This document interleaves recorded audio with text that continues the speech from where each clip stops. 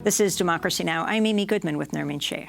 We end today's show in India, where nearly 2 million people in the northeast state of Assam are at risk of being rendered stateless after the government published its National Register of Citizens list Saturday.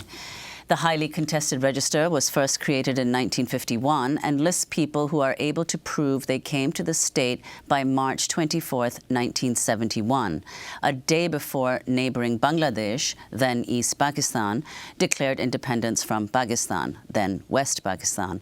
The Indian government says the list helps identify Bangladeshi migrants who are not legal residents. Critics say it's an attempt to deport millions of Muslims. Residents suspected of being foreigners can be rounded up and sent to prison camps. Assam residents were in shock after the NRC was published. Assam residents who do not appear on the list have 120 days to appeal their exclusion before so-called foreigner tribunals. To talk more about the situation in Assam, we're joined now by the award-winning Indian author and journalist Siddhartha Deb, who was born in northeast India. A recent piece for the New Republic is headlined, "India's Looming Ethno-Nationalist Catastrophe." Both his novels, The Point of Return and An Outline of the Republic, are set partly in Assam. His nonfiction book, The Beautiful and the Damned, A Portrait of the New India, was a finalist for the Orwell Prize and the winner of the PEN Open Award. Thanks so much for joining us again, Siddhartha. Can you explain what the National Register of Citizens is, why millions of people in Assam are being excluded from that list? Well, it's an attempt on the part of the Modi government to identify those they call foreigners. And the process has been sort of riven with confusion, with arbitrariness over the past few years. And, it has involved people being called to police stations to provide documents of their citizenship. The majority of the people who are suffering, almost everybody is Bengali speaking. A majority of them are Muslim. They are almost always from very, very poor, impoverished, often rural, provincial backgrounds. And they don't have the kind of documentation because, in India, many of us don't have that kind of documentation. And it's become this sort of incredible sort of exercise in disenfranchisement.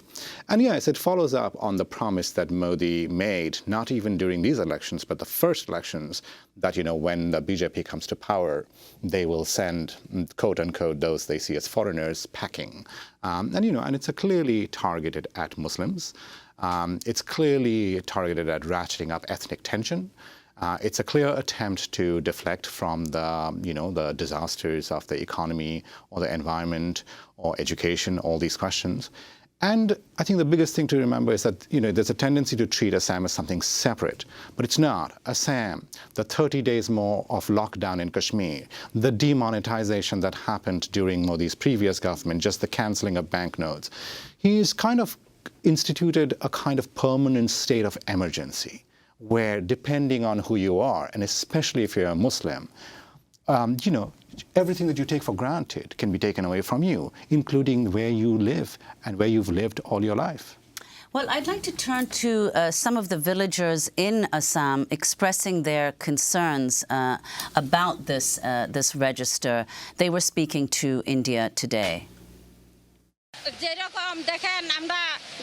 Our entire village is upset with what has happened. We have been producing documents whenever asked for, but we haven't gotten any answer. My name and my daughter-in-law's name has come in the NRC, but the names of my sons and husband have not come. How is that possible? So, Siddharth, can you comment on that? I mean, the fact that the register includes some people from the same family and doesn't include others, husbands, wives, brothers, sisters, parents, children. Yes, I mean, it again shows you how incredibly, Kafkaesque and, how terrifying it is in its arbitrariness.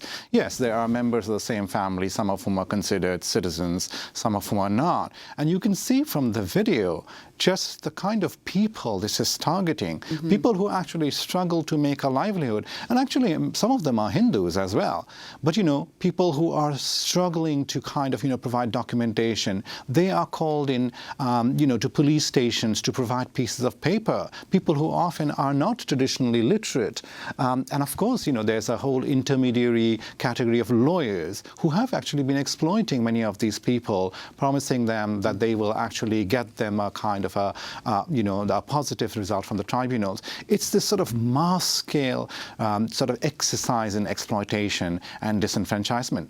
And it does go back quite a long way. I mean, the BJP has been planning for it for a long time. I will say this.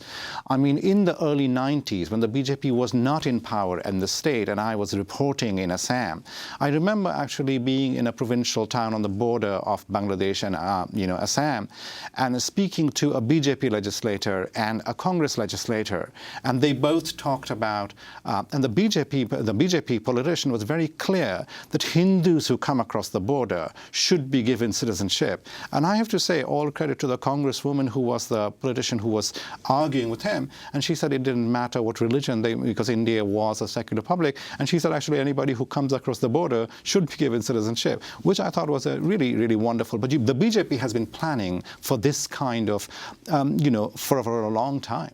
We only have 1 minute, but is there any form of appeal of changing this largest disenfranchisement in human history?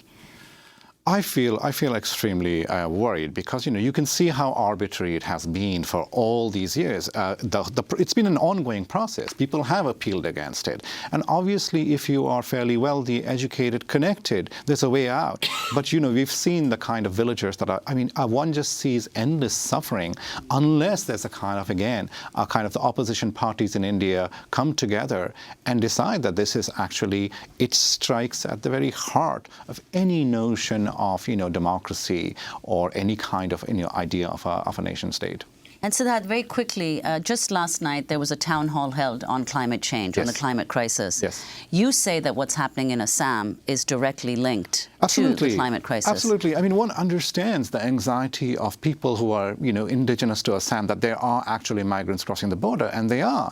But this is, again, a result of large-scale climate change. And India and Bangladesh, South Asia, is at the forefront. And this cannot be tackled in this kind of authoritarian manner with detention camps. It's a completely colonial response to a problem that is actually planetary, and that has to be worked on across borders. Siddhartha Deb, we want to thank you so much for being with us. Award-winning Indian author, journalist, born in Northeast India.